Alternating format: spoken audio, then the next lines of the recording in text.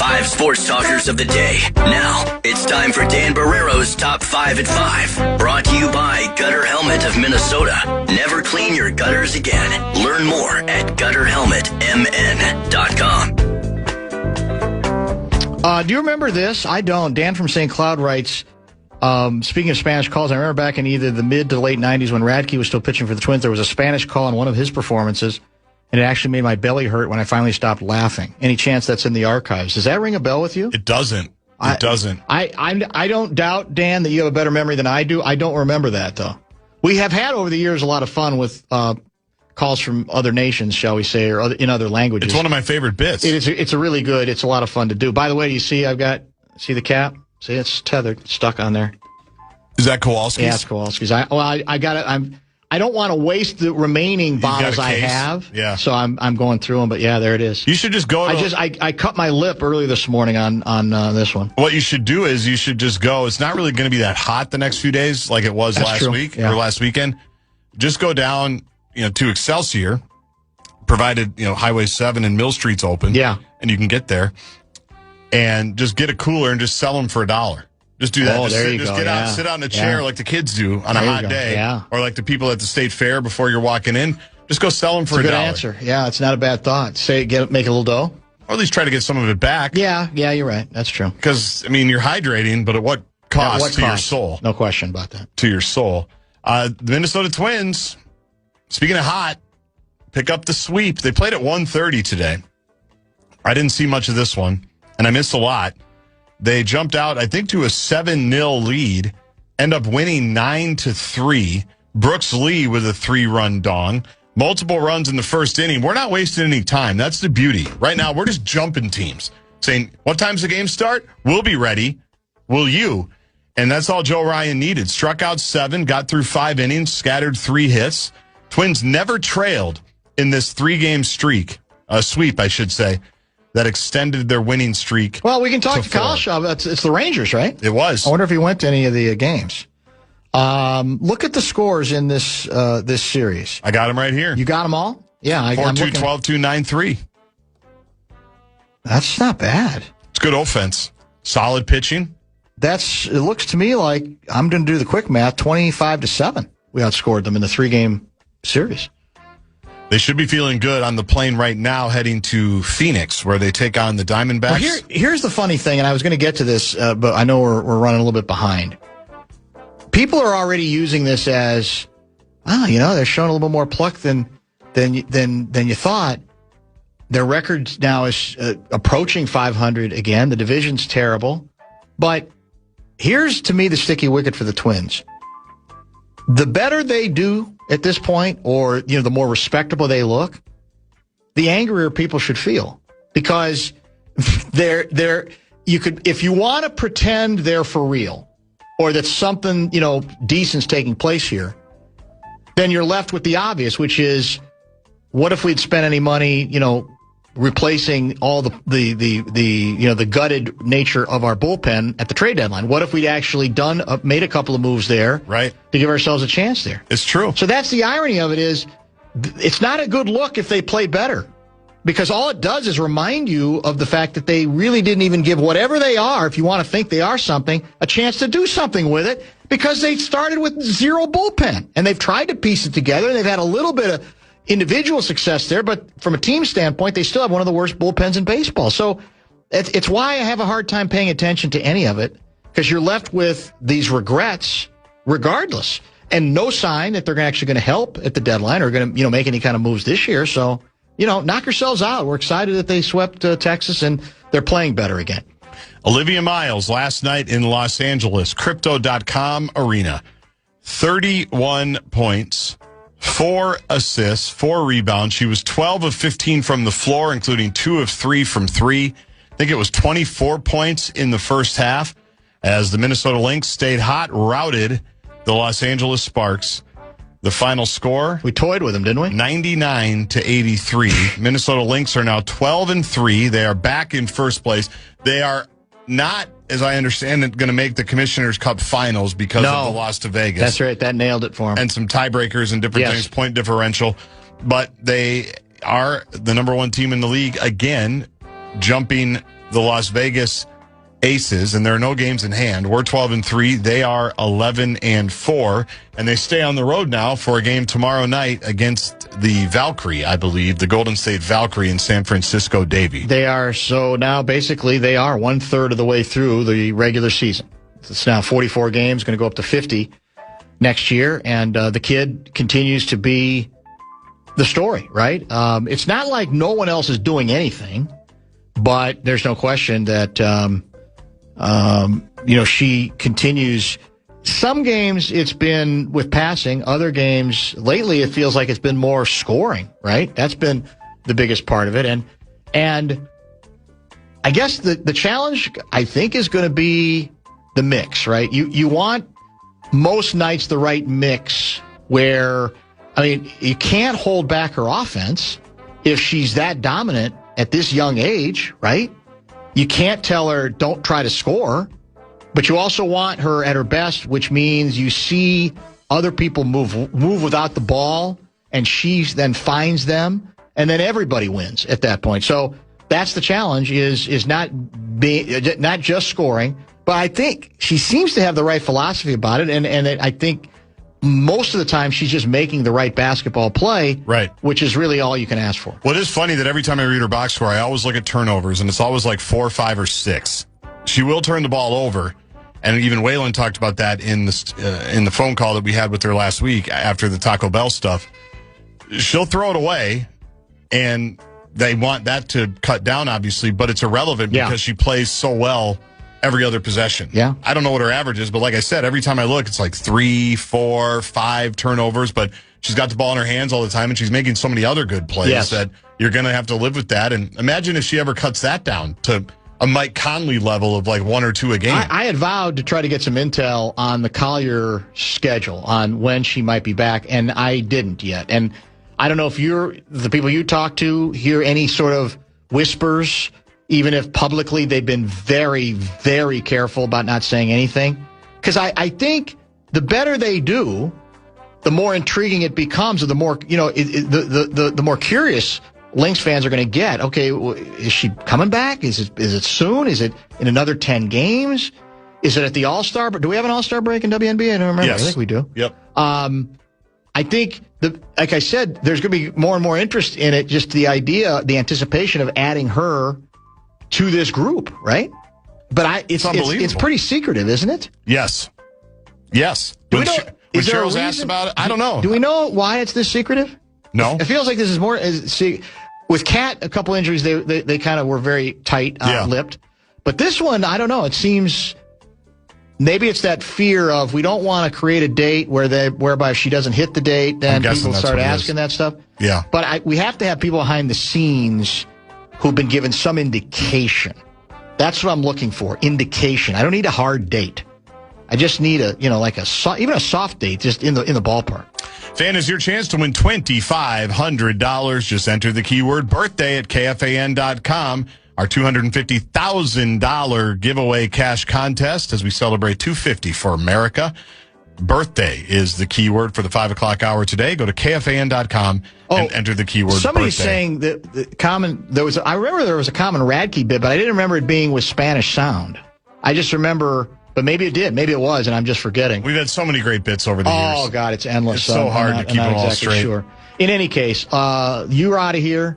Blakemore is ready to sit in the chair. He's ready. And then you'll be back tomorrow. You're on your way to Maynard's now to hang for people who want to stop by and see you on a great day. You want me to grease the wheels for another summer stock? I don't. I maybe, but I doubt it. I think maybe it was a hell of a run. It was. It's a 10-year run. Well, for you, I got 1 year. Is that all you got out of that? I got 1 year, 2009. Oh, yeah. So you probably feel like you're owed a little bit more. I mean, I listened to most of them. Yeah, well, we'll see. Who 10 knows? years before. I never say never in this business. I just sit there when Rosenbaum and Friedberg almost got me fired. Yeah, that was. Yeah, you think Blakemore was sweating?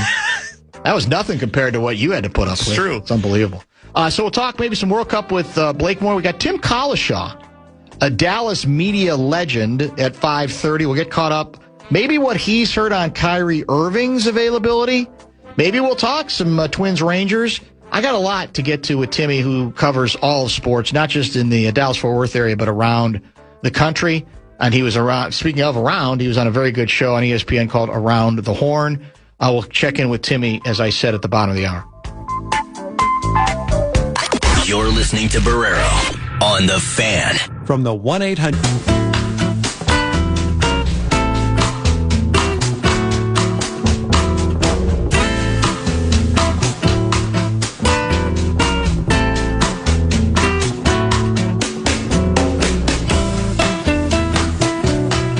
As I mentioned, bottom of the hour, we will visit with my old buddy Tim Cowlishaw, Dallas Morning News. We worked together there many, many, many years ago. He stayed, I left. And he's gone on to a lot of national media success as well as a regular panelist on the Around the Horn show on ESPN that I don't know how long it's been gone, but it's been a little while, but was on for years and years and years. Last time we talked to Cowlishaw, he was ripping the Kyler Murray movie. He's not a big Kyler Murray fan. I will find out if he wants to apologize for that position on the basis of how good Kyler has looked, allegedly, in that first day of minicamp, where Seifert lost himself in his eyes. And we'll get into a lot of other good, meaty sports stuff with him, Kyrie Irving, possible, and a number of other things, too. Blakemore is in that chair now that Guardsy had to leave early. So since we last spoke on the World Cup, if you leave the U.S. out of it, because we've talked about that, their first victory in their opening game, and I'm sure we will preview tomorrow against Australia, give me, from the Brett Blakemore's perspective, the most, compelling, shocking, although I guess it doesn't have to be shocking, the most compelling storyline or two for you outside of the United States of America, basically since that victory. Yeah, I think the Spain, not collapse, but just inability to get past the Cabo Verde's 40-year-old goalkeeper. Yeah, about that, yeah. That was a great story. It's a terrific story. Them dropping points at all is hilarious. I thought Messi being 38 years old and still looking like he can just score goals for fun and scored a hat trick at Aero. I think the whole, seeing Messi play at his best, see Mbappe play who... Well, wasn't it the same day, too? Wasn't that earlier that same day? I think it was. He got 2 goals, right? Yeah, so Mbappe got 2, who's probably the best player in the world right now. He got 2. Yeah. Messi got 3, and then Erling Haaland, the other guy, got 2. He's the big Viking-looking guy, correct? He looks like a robot. Yeah, it's unbelievable. So Man City loves him. So, and then England as well. England just put on a show. But I think watching all these players that, the fact that Mbappe just played at MetLife is just amusing to me. It's really funny to see these guys who you watch across the pond, and now they're playing where the Giants play, of all places. So England was good against Croatia. I see Canada's up 1-0 over Qatar, which isn't really a surprise. A little disappointing, but not a surprise. So there's plenty to get to. There's plenty of high-scoring affairs. There's storylines. There's good performances, puzzling performances. This World Cup's got it all. Kickoff is 2 p.m. tomorrow. You guys will not be previewing it. You'll be giving us live updates. No, 763 guy, we're going to preview it today. We're very aware of the schedule. Thank you for keeping us in line. But we have a show that goes till 6:30 today, so it'll be our last chance probably to talk to Blakemore before the game.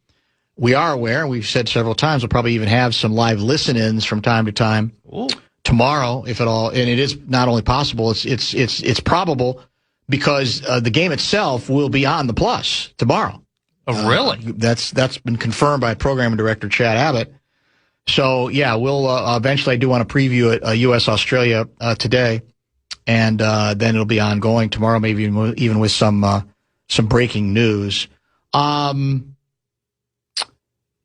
did I have? Oh, I mentioned, again, I know this isn't a big deal to you because you like the game, but I have not seen too much research on this. But isn't it fair to say that if your number one complaint of not wanting to watch the World Cup was there's never any goals scored, is not even close to reflecting reality this year? There have been a lot of goals scored. Yeah. I think I had Guardsy do the math, but I think it's right. I think we're averaging 3.1 goals a game, which, again, and there have been a bunch of 4-1s. There have been some 4-2s. There have been, if that's your hang-up, I'm not even sure you could use this World Cup as an example. I think there's been a lot of, now, maybe not all of it's great offense. Maybe you'll tell me some of it's bad defense and some mismatches, too, because we're in the early stage here. But I think even by World Cup standards, there has been plenty of offense so far. Well, I think if you're someone who says there's no, it's too low scoring, you don't care how the offense comes. If it's bad defense or good offense, that's true. Goals are goals. So as long as you see that number and get that dopamine hit, that's what matters. And the other thing is, too, these are 2-hour, once we get into the knockout stage, there could be extra time, there could be overtime. Right. Maybe it goes a little longer. But these group stage games where you can draw, it's 2 hours, start to finish. It's a good point. So goals per hour is and I mean, yes. I don't count field goals as scores, right? We're talking touchdowns. Yes. I would be willing to bet it's at least similar, if not more, goals per hour as touchdowns per hour, because you've got to commit a whole afternoon to watching a football game. And I love football, but I just think that excuse is not very justified. Can you explain, because you come from both communities, you're a big hockey fan. Yes. And you're a huge soccer devotee. Why do I continue to get confirmation from people in the hockey community who say there are others in their own community that are anti-World Cup, despising it, ripping it? I don't understand why one thing has anything to do with the other. What is wrong with your hockey community that seems, I don't know if it's threatened by it or bothered by it? What? Now, Micheletti said, hey, that's not me. He said Micheletti's into it completely, the World Cup. He's into everything. Mm-hmm. He's a sports guy. But apparently there's a lot of hockey people who are somehow, I don't know, they're offended by it. I don't get it. I think when you see the articles, and you'll, because that's the joke. Well, soccer's the fastest growing sport for the last 50 years. But then you see an article from name outlet that, soccer's now the third most popular sport. So I think there's a little threatening going on. And hockey fans, I mean, I'm this way to an extent. We always feel like we're not getting the respect we deserve because we're cute little niche sport, cute little regional sport. Let me know when football's back on. So I think you just naturally feel like you're in a cage and you got to fight your way out of it, which with me being on both sides of it, I don't really feel that way. All right, the plan the rest of the show is we will get you to preview USA versus Australia, a game that will start at 2 o'clock tomorrow afternoon. In between, though, I want to get a pause, and I'm a little behind as it is. Tim Cowlishaw, as I mentioned earlier, is going to join us, a longtime Dallas media maven, a former teammate of mine back in the old Dallas Morning News days. And we'll talk maybe some Kyrie. We'll kind of cover the sports waterfront with Tim. He's always good, always opinionated, and maybe he'll have another Kyler Murray cheap shot to pass along as well. Stay tuned. You're listening to Barreiro on The Fan. Our iHeartRadio Music Festival, presented by Capital One, is coming back to Las Vegas.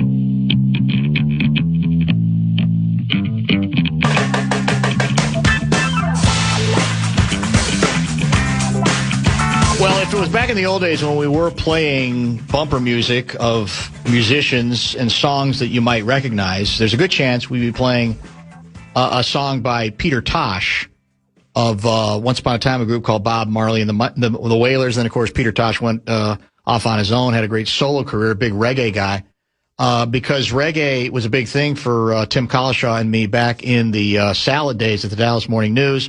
But these days, we're playing the generic music for legal reasons I don't want to go into right now.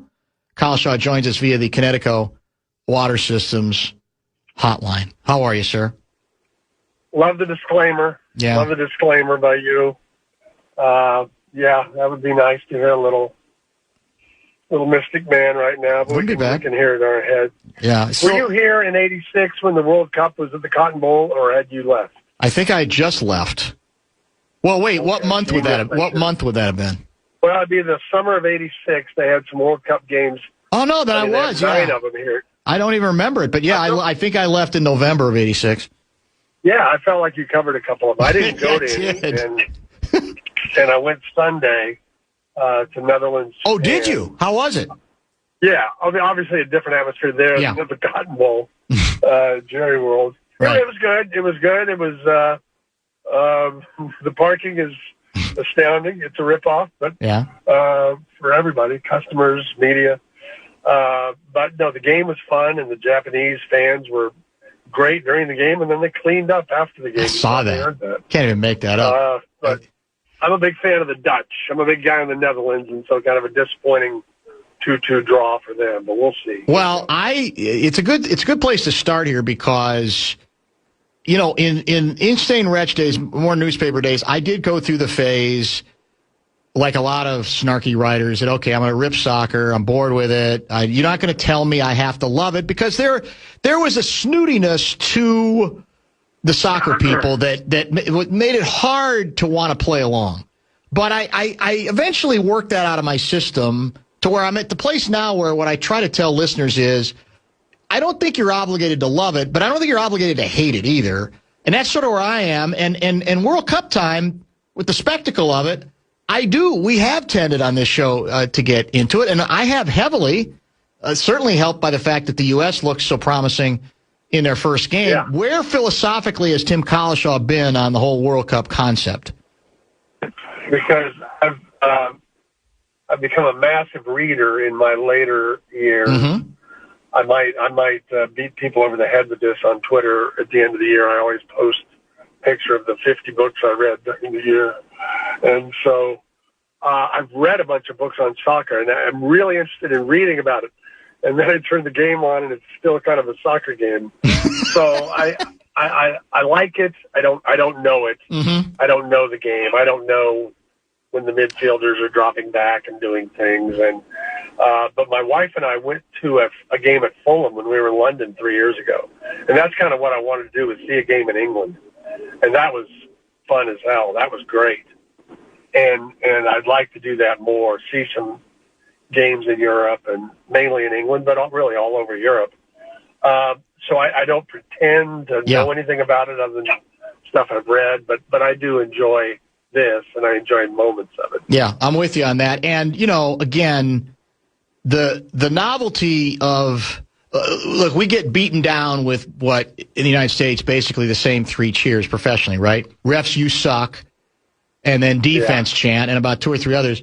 And part of what I like is you mentioned it, but so many of these nations, you know, their fan bases, they've got, I don't know, maybe it's not that creative. It's just stuff that we haven't heard because we're not around it as much. So the atmosphere for me is a lot of it too. Is exactly what the flavor that you get with people coming at it from a different way, you know, in a different manner than we're accustomed to from vociferous fans. And the Japanese fans sing a Men Without Hats song that isn't their biggest hit.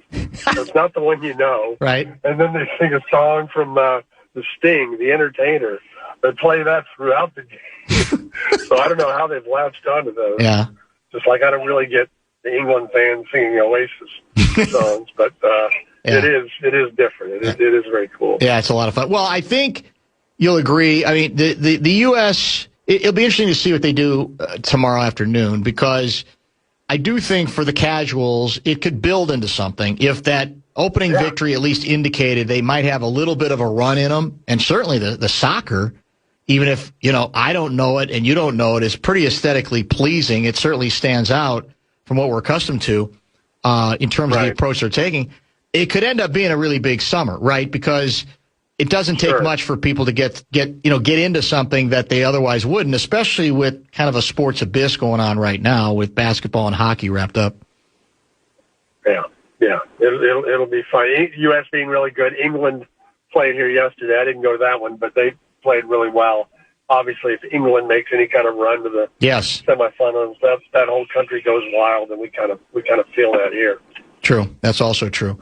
I mentioned, you'd asked earlier, okay, what do you want to talk about? And why are you bothering me? I don't have Twins beating the Rangers. Is that what you want to jump on me for? 25-7 in the 3-game series. What the hell is that all about? Sounds like Skip Schumacher's about to get fired.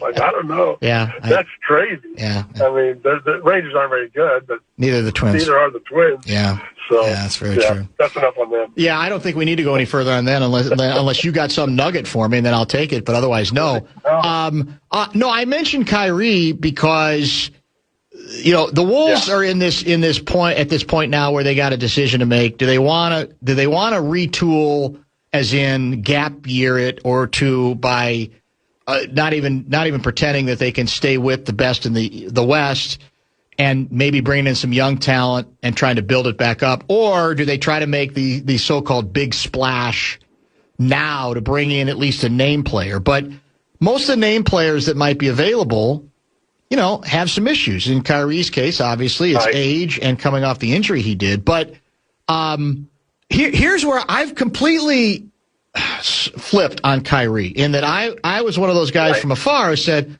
what's with this guy? You can't trust him. He's out of the lineup too much. And then I felt like in Dallas, and maybe I saw the best of him when, the Mavericks came here and took care of the Wolves.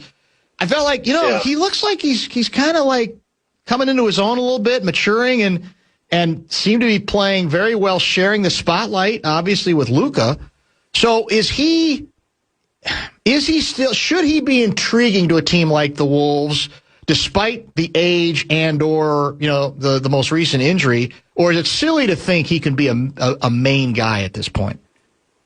No, I think he's intriguing, and he'd be intriguing because of those, I don't know if they're deficiencies, but so he's going to be 34. Yeah. He turns 34 this season, I think. Yeah, late season in March, he hasn't played in over a year. Although everybody knows he could have played last year, and once the Mavericks got started and Davis got hurt, they were going for this was their last crack at a lottery pick for like 5 years. So they were in the big group of teams doing that. So you can get his talent for less than what you would pay for a talented 27-year-old. And maybe you get a couple good years out of him. Nobody really knows what it'll look like, but I suspect he'll look pretty good and look kind of like Kyrie Irving. He's had a long time to get over this knee injury. For whatever reason, he likes Dallas, and he's been very calm in Dallas. Yeah. He's enjoyed Dallas with his family. Would he enjoy a trade to Minnesota? I have no idea. I don't know why he wouldn't, but to be competitive. So he seems like that would be something that, Lord knows the Mavericks need picks, and they need some kind of youth around Flag. Now, so far, Masai and the new GM, Mike Smith, all they said is we can't wait to see how he looks with Cooper Flag, which could be true, and it could also be the thing you need to say. The game, to make sure, people know he's going to cost you whatever it can possibly cost you. But I would think, the Wolves are really good, and they've been really good. And then you watch the Western Conference Finals, you kind of think, God, those two teams are going to be good for a long time. Yeah. San Antonio and Oklahoma City are so young, and Oklahoma City's got all the picks. But, they're not far off from that, so you got to try something. Yeah, I think so. You do. I would think a run at Kyrie would, maybe he would be the kind of influence that Edwards needs to be the player that he can be. Timmy, what happened? How did the whole Jason Kidd thing happen? It's just the classic case of new guy comes in with all the power and they're going to let him do whatever he wants to do, or did Kidd himself screw the thing up, making it almost, automatic that he was going to end up being let go? What happened there? It's funny to me, and I've written about this, because Kidd, obviously, high pick by Dallas, second pick in that draft in whatever year that is, 94, plays great right away, and gets traded by the Ross Perot group, and so we don't see him here for about 10 years. And then he comes back near the end of his career, and he plays really well in 2011 when they win the title. Then he coaches the team, and he gets them to the conference finals his first year. After Carlisle, as much as people now view Carlisle as how they do, after that championship, they didn't win a playoff series for 10 years. That's a long time for a team to go from winning it all to never getting out of the first round. And it's certainly not all him, but I'm just saying, the kid comes in, they go to the conference finals with the Luka and Spencer Dinwiddie team, and Jalen Brunson, by the way. And then they go to the coming off the bench, and then they go to the finals with Luka and Kyrie. So he did a lot, and yet he was not liked by the fans. He's the most unbeloved guy for somebody who's done a lot here. And he kind of has a weird way of explaining himself. Mm-hmm. He seems a little aloof from the fans, I guess.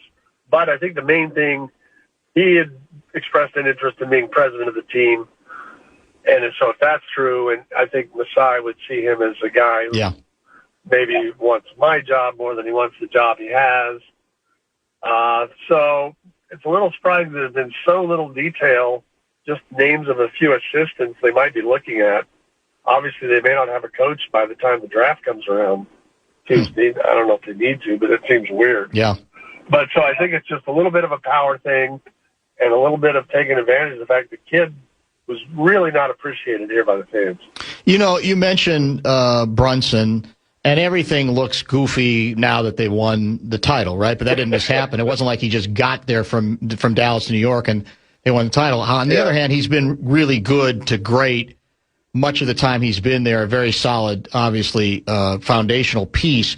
So what do you remember? What's the backstory? I mean, is Cuban responsible for that blunder? Was it not quite as cut and dried then as it looks now? What happened back then? Well, it was Cuban and Nico both, but I know they got kind of cute with his original contract and didn't pay him exactly what they needed to. But then he was a good player off the bench, kind of hidden there by Luka's presence. But obviously he played well, and he was coming up on a deal, and he would have been very happy to sign for 4 years and $55 million. And then during the season, this is the problem they have in trying to argue anything that absolves them. During the season, Luka got hurt, and Brunson didn't score 40 like he did in the playoffs, but he played really well, and he scored a bunch. And you could see that he could run a team. Yep. Now, nobody instantly said this guy could run a team and win a title or anything crazy, but he was really good, and he was kind of buried in this role, standing in the corner while Luka dribbled and occasionally threw the ball.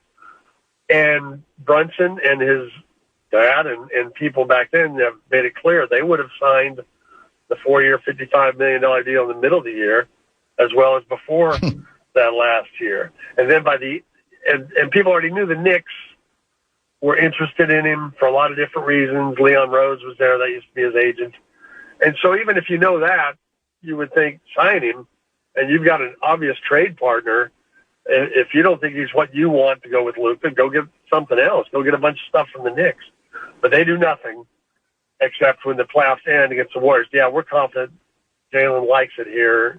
He's going to resign, and, of course, he goes to the Knicks, and they get absolutely nothing. So in its own way, as much as the Luka trade kind of takes all the oxygen from the every situation, this is just as bad, if not worse. I mean, you had both these guys, and you gave one away, and you traded one away for what has turned out to be nothing. Yeah. So just an abominable job by Cuban and Nico. Tim Cowlishaw, kind enough to join us. How long, by the way, when did Around the Horn go off the air? How long has it been off now?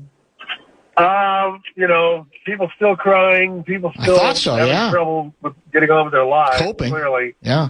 I hope you saw yesterday that Christian Parker, new Cowboys defensive coordinator, had his first press conference.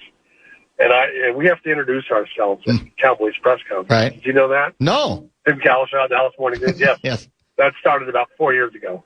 You take turns, they call on you, and then you say your name. Okay. Very orderly, very civilized, organized.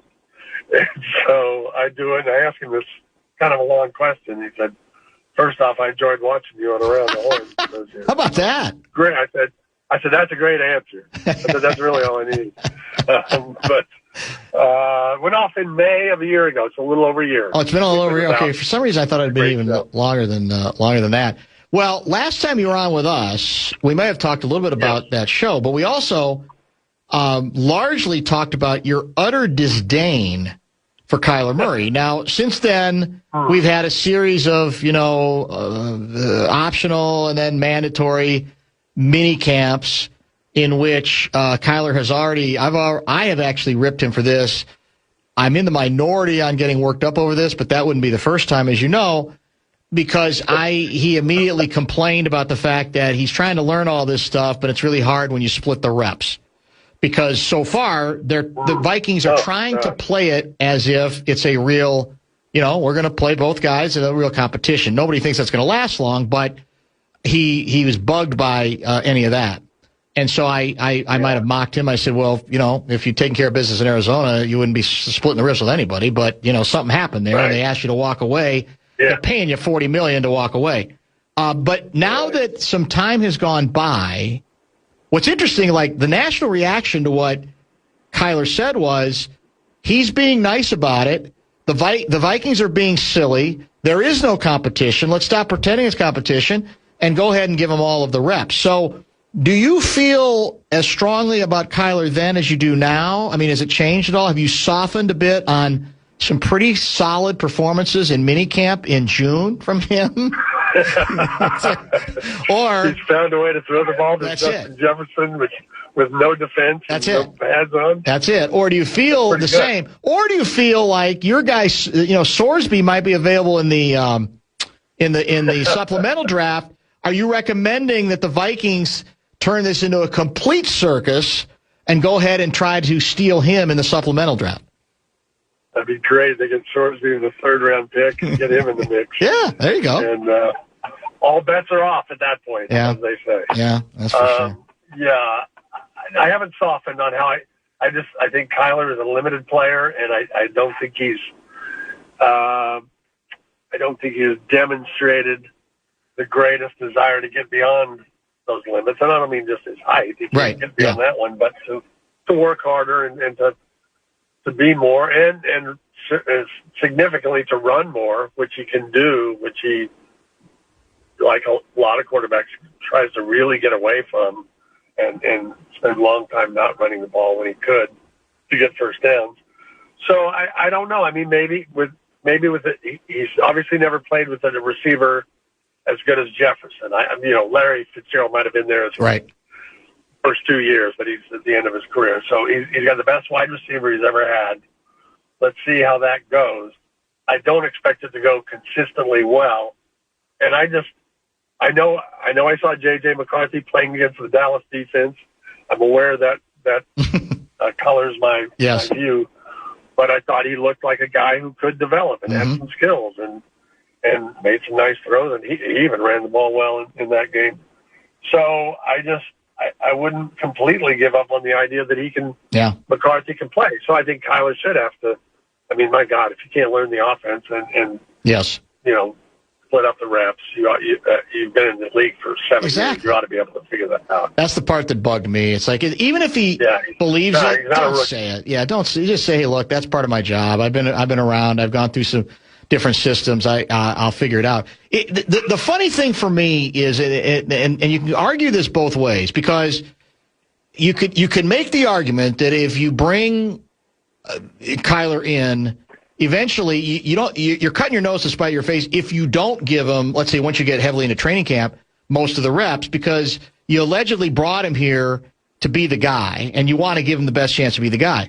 On the other hand, I've said from the beginning, as bad as McCarthy was, other than playing Dallas, similar to you, it's like I don't want to give up on him totally. And I would say I don't think there's enough equity in Kyler, to me, where he should be handed this job. So to me, in a perfect world, I, from the beginning, said, make it a straight-out competition. Just go ahead and play it out. And if it gets circusy, too bad. That's why you pay your coach the big bucks to handle those sorts of things. That, in fact, it should be, by all rights, it just should be wide open, and let's just see where the thing goes.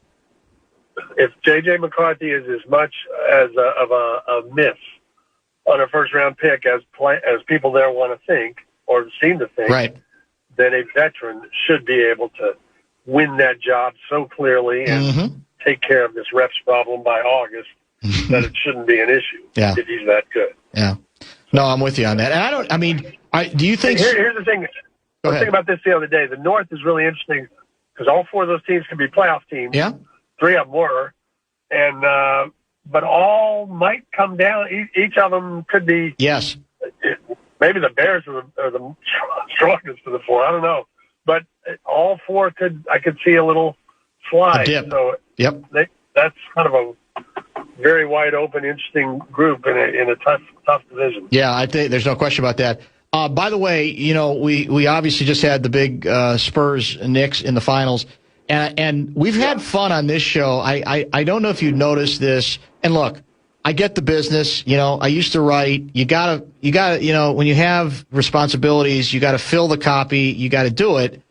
And the angle is so seductive that it's hard to resist it. But were you as amused as we were that every time the Spurs won a game, the next off day, the story would be, wait till you hear about the Pop speech he gave after their last loss. But we never heard about any of the Pop speeches if they lost the next one. Then it was like, because my assumption is that he was still giving the speeches, but we only heard about it if, hey, he actually got on the plane. They're about to go wheels up. They're on the tarmac, about to take off. Pop surprised them, get on the plane, and guess what? They won the next game. I thought it became a little too convenient to make it sound like, well, without the Pop speech, they weren't going to win. But obviously, the Pop speeches didn't always work. Yeah. I mean, did he not talk at all during the finals? Did he not say, right? Maybe run something on offense? Yes. Pick and roll. Do something with. You got a guy who's 7'5" who's got a lot of skill. Why don't you try to focus on one of them? Try something instead of just kind of giving the ball 30 feet away. And if he wants to shoot there, he wants to give it back to Castle. The Spurs are such a weird team. They have such immense talent. And obviously the youngest, I mean, they're going to be great. Yeah. But they don't have any idea what to do if it's the fourth quarter. No. 2-point game, 4-point game. Who do we go to here? Yeah. Castle's just going to drive, and he's going to hit the floor. He hits it as much as Shea does. But they're not going to call fouls because they're not calling anything. So why does he keep doing that? Their best player was, offensively, it was Dylan Harper. And I was like, why don't you get Fox out of the game and just let the 20-year-old do his thing? Yeah.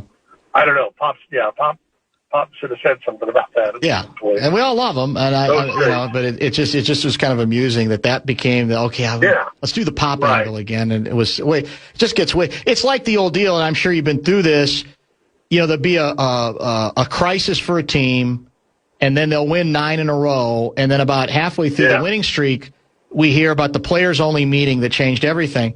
But we never hear about those meetings if the team doesn't take off, right? And so sometimes I wonder if we get too a little bit too prisonery to those kinds of angles. I don't know. It's fine. Yeah. I mean, that's why the Spurs beat the Wolves, because the Wolves got blown out in some games where the Spurs did not have to worry about crunch time. And what the last series exposed. That's where I thought the Wolves looked a little bit vulnerable. Was they didn't often enough put the Spurs in a position to force them to play the last 4 or 5 minutes, because you could see they weren't quite ready for that. They really weren't for crunch time. And something I didn't think about as much about, but I mean, I guess the way Mitch Johnson does Wemby's minutes, limits him, and you want to be careful with him. But he was always. He'd have a good third quarter after a bad first half, and then he'd a lot of times do nothing and be tired in the fourth quarter and just look like he really was out of gas. And so they gotta figure out that component too. Last item for today. So here, post hockey playoffs, basketball, we call it kind of the abyss period because the Twins are generally not very relevant, and we're waiting basically for the start of training camp. So what's it like for you guys there in that market? Is it just we never stop on the Cowboys, or what? How do you fill the abyss? I think the World Cup is helping this year. Yeah, that's true. Having 9 games here, it's like every 4 or 5 days there's another game, so it's just an interesting thing. But it's pretty much the same, and it's weird because I can't think of a team that won a title like the Rangers won a World Series in 2023, and so quickly after that became a non-factor. They haven't been over 500 since then. That's crazy. Obviously, haven't made the playoffs since then. 4 games under 500 today. I don't really think of the Rangers even being on people's minds. So it is kind of a waiting thing. And this year, Stars, first time in 4 years, they didn't go to the conference finals. They got taken out by Bill Guerin and the boys. So it's more of just kind of a, who's the Mavericks coach going to be? Is this going to matter? It's a dead period waiting for the Cowboys. That's never going to change. It changes a little when somebody's really good, but it's always going to be all about the Cowboys and a little bit about college football, mainly because of the Sorsby insanity for a couple of weeks there. But this is. I guess, I mean, as an outsider, I suspect Minnesota is probably almost as much a Vikings town as Dallas is pretty a Cowboys close town. Yep. In terms of this is the thing that matters. Yep. And this is the title people want to win the most. So, yeah, it's kind of a waiting period till we roll into Oxnard in about a little over a month. Well, I'm a little disappointed you're not on the Dallas Wings bandwagon. I mean, they got a little bit of talent now. Well, I actually, in fairness, I am. Sherrington's the one who wrote about it. He went to the press conference and asked the Ozzy Fudd question. Yes. Worded it as carefully as he could. Yes, he did. Didn't I heard the night it before. Yeah. And just got destroyed. By the Wings people. And then I went to the first game, and the first home game, and before the game, Ozzy Fudd is not going to play, and the coach is basically saying, "Yeah, we're not going to discuss that any further." Yeah. She's going to have a great season. And I said, "What? You're leaving people to think, is she going to be out a month? Is she going to be out 2 weeks? Right. Or something happen?" Yeah, we're not going to always give you the answers to the questions you want. Yeah. And so I just kind of killed him in that. But understandably, since I've met with the new coach, and I do love Paige Beckers and Fudd are great players, and it's going to be the only team that in a couple of years wants to play in Dallas. When the Stars moved to Plano and the Mavericks are moving up north to Valley View Mall. I don't know if you remember where that was. I do, kind of. Up in Addison. So, and they have an agreement with the city of Dallas. Of course, Dallas doesn't have an arena for them to play in. Can't get off their ass to do that. So I am interested in the Wings. I would say they have not broken through at all the way WNBA teams like the Lynx. Yeah. And like they do in some markets. I mean, you got to do something. They've been here 10 or 11 years. They've won one playoff. Yeah, you got to break through. You got to play better. And they play at UTA. Yeah. They play in Southwest Arlington. So nowhere near anybody in Dallas, having an easy trip over to see them. So they need to move to Dallas. And yeah, with Beckers and Fudd, I think they got a future here, but they gotta get it going here. They're playing pretty good. It's a subject. It's funny because it's a subject. I was going to even ask you about it. It's a subject that it all kind of fits together, and it's still, I think, one of the central problems with the league is there are days where it sounds as if it wants to be big time, and then there's other times where by behavior or approach you feel like they want to stay in their own bubble. And the best example, and it was Dallas related. So you get the big matchup between the number 1 and number 2 picks in the first round, right? Fudd versus Miles. Miles dominates, is brilliant. And on the Lynx Twitter site, in the fourth quarter, all they do is put their numbers, scoring, assists, whatever, side by side on a graphic. There was no snarky comment. They just put them there.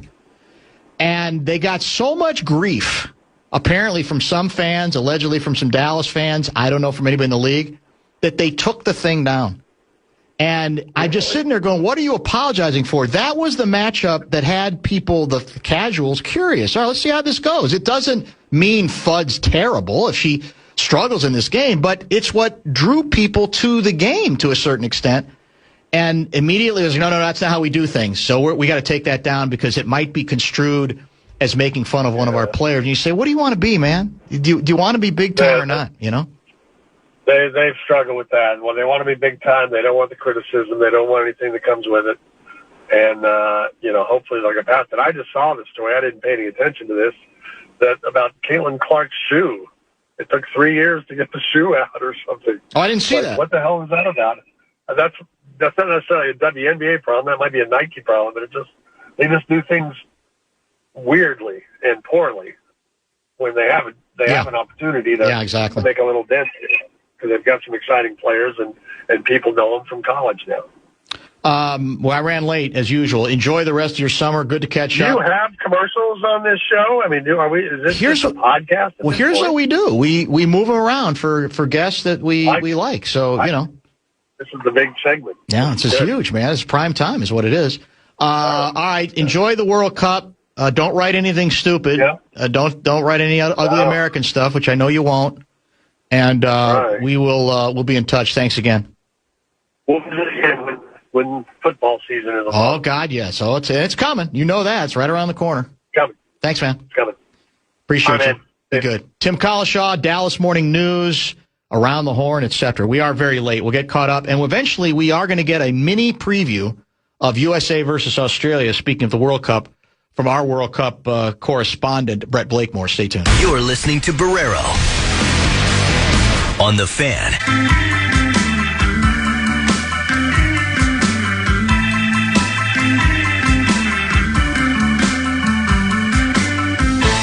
All right, we've got a little bit behind, so we've got a few minutes here. I think you were surprised that Australia beat Turkey, right?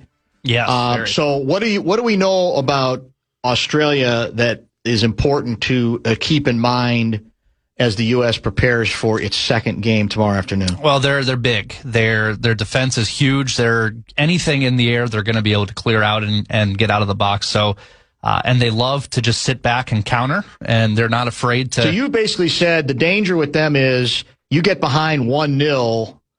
It could be an ugly game. It could be trouble because of the way they play. You're correct. Yeah. So this is going to be a game where the U.S. is probably going to have 70% of possession, and they're going to have the ball. They're going to be kind of looking for holes and looking for opportunities, and they have to finish one because hearing everything that is said around the camp, and I know they watched the game and they're training for that, and going into the tournament, it was like, well, that's a win, done, and you move on with how are we going to beat Turkey. Mm-hmm. Now it's holy cow, this team can actually defend, and they're really good. So and the $1 million question, which Dan Minnesota just texted us, will Christian Pulisic play? For those of you who don't know, he's the guy on almost every single commercial right now. Yes, right. He's the straw that stirs the drink. He's the most important player on the team, and I just saw the Athletic tweet out that he's questionable for tomorrow. Pochettino said, we will see. If he's not available for tomorrow, he will be for the next game. But then Tyler Adams, midfielder, says, everyone calm down, he's playing. So we'll see what happens. I think if I'm betting he plays, but I think you have to get up. If you get down against them, it's going to be a slog the rest of the way. So we don't have how important is this game in order to advance? Give me a sense of the other teams we're in with and how much it would put us behind if, let's say, we do lose second game. Yeah, so it does depend on the results everywhere else. Yeah. But it could be, this is like doomsday thing. This is proper, like, Minnesota sports fan thinking. But if the U.S. does lose and results go, let's say the other game draws between Turkey and Paraguay, then if one of them wins and we lose again to Turkey, they're on 4 points and we're on 3 and we're out of the whole thing. Oof. So, it's not a guarantee. But even if they get a point, it would be good. But this is a game that they should win. But it is important to win it because you don't want to go into a game against Turkey, who was better than they showed against Australia, needing 3 points. That's going to be tough. You've brought this up many times, but it is interesting for people who think all of our games go on too long. It is the great irony because, as you mentioned, you're going to be done in 2 hours. Guaranteed. 2 hours. It's not 2.5, not 2:40, not 3:05, but 2 hours. It is amazing how timely the game actually is, and you can plan, and it's actually starts on time as well, which is something that I wish we would. That's also true. 7 o'clock puck drop usually means 7:23. So well, the plan tomorrow is the game. I think starts at 2, so we might do a live listen in. We'll be able to pay attention to it. And as I said. For the hardcore World Cup fans, the entire game, USA, Australia, will be available to you on the Plus starting at about 2 o'clock or maybe some pregame stuff before that. All right, let's get caught up. One last break. We'll wrap up, remind you what you might have missed earlier in a very busy program, and set you up for tomorrow when we return. Bumper to Bumper with Dan Barreiro. Bumper to Bumper Show Wrap. It's brought to you by American Pressure. Blakemore tells me in the Canada-Qatar game, in which Canada leads at almost the 60-minute mark, 3-0, a bad injury. Is that correct? Horrifying. Yeah. I don't know how to pronounce it correctly. Ismail Kone for Canada.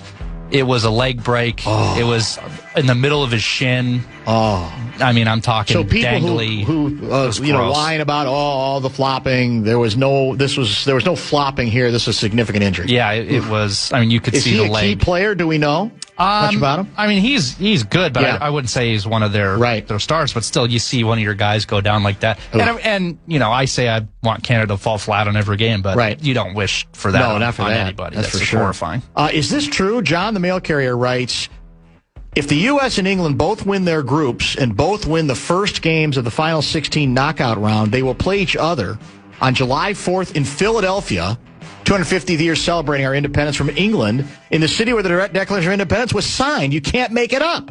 It has to happen. Great show. Does that sound right? Have you heard that? I hate to be the bearer of bad news, but it is made up. Oh. Yeah, it's not. It would have been a great story, though. But yes, I did double check. That's too bad. Yeah, it's not a thing. If we both win our groups, the only way they'd meet is in the final. In the final. Okay. Yep. All right. Well, that's unfortunate. That'd be a nice little angle for sure.